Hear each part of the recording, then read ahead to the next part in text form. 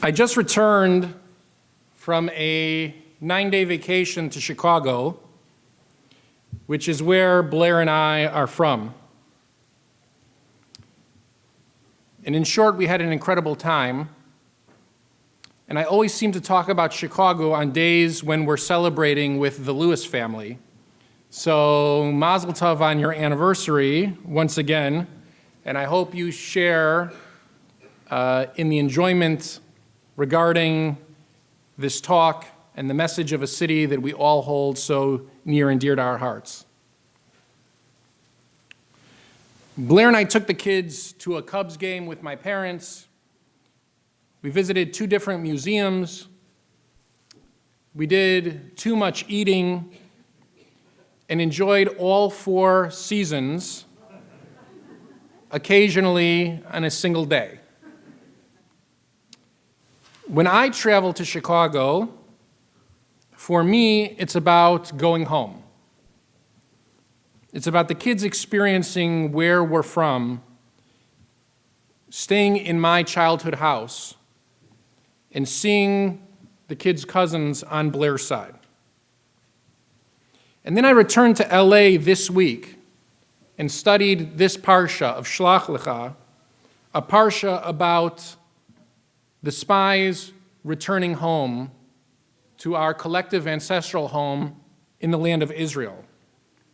And for the first time, I saw it differently. For the first time, I'll stand here and argue that this parsha of Shlach Lecha has nothing to do with the land of Israel and has everything to do with family, with our extended Jewish family. For the land doesn't change. Israel bloomed for Abraham and Sarah. It would bloom for Joshua and the tribes, and it would bloom again for us in modernity. The land of Israel is a welcoming partner for us, for the Jewish people, to us, always yearning for our best, celebrating Jewish strength and innovation in all times. Shlach Lecha doesn't teach us about the land. It teaches us about our family. 12 spies enter the land and spend 40 days there. 40, a magical quantity that signifies complete and total transformation in the Torah. 40 days for Noah's flood, 40 days on Mount Sinai, 40 days scouting the land, 40 days Goliath the Philistine taunts the Jewish people for a worthy adversary. So what does this transformation, this time the spies are in the land of Israel, what does this total transformation of 40 days teach us? Does the Torah tell us what they see? Not really, not at all. We only hear after the fact from their perspective what they explain that they see.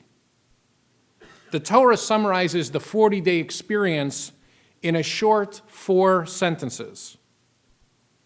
The only thing the Torah tells us is that it's the time of first ripe grapes, and the spies harvest a branch with a cluster of grapes, eshkol anavim, a cluster of grapes. Outside of that single detail, all of the story about giants and grasshoppers, about the land flowing with milk and honey, fortified cities and strong enemies, that's all according to the view of the 10 spies after the fact in the report to Moses. And they got it wrong. 10 out of 12 people simply get it wrong. 2 of the spies, Caleb and Joshua, represent the land as worthy and achievable. This story is about disagreement in family. It's about dissidence in leadership. It's about the first dysfunctional synagogue committee.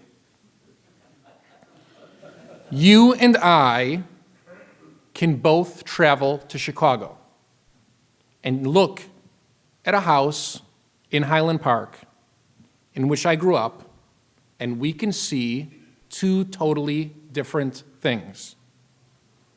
You might just see a house, while I see a mythical refuge, a place where I can still see my young parents building the train set, my brother and sister sitting in their pajamas, my grandparents watching 60 Minutes in the family room, where my kids learn to play pool in the basement late into the night. When you and I are standing outside the house and see it differently, does that tell us more about the house or more about us? In this parsha, we're warned that we will have Jews who espouse robust optimism for our family and what we can achieve together. And we will also have negative family members who encourage us to turn back and go to Egypt.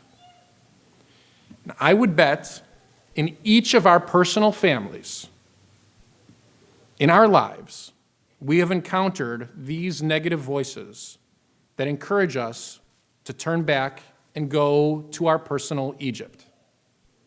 And the Torah warns us not to listen to the negative voices, even if they're the majority.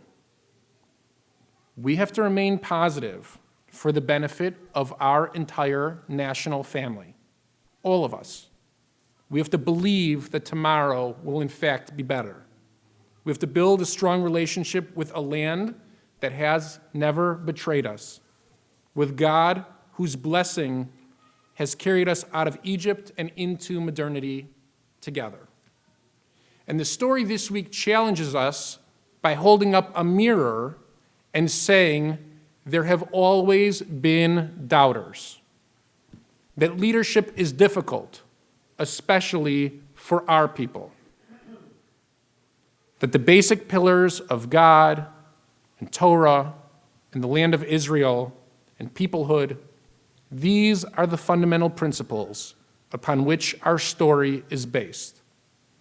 And when people, even in our own family, come along and try to cast negativity on any part of them, the whole story tends to crumble. The transformation that occurs here in this story, in the 40 days, isn't about the land, it's about the people. Their lack of understanding of our story seals their deaths in the desert over the next 39 years. It forces Moses and Joshua and Caleb to wander for decades, waiting for a new generation to lead. It teaches us that debate is healthy, but what's required is knowing who we are and where we're supposed to go next. And sometimes we all have to go home, physically and spiritually, to connect with the truest version of ourselves and what we're supposed to do next in life. Shabbat Shalom.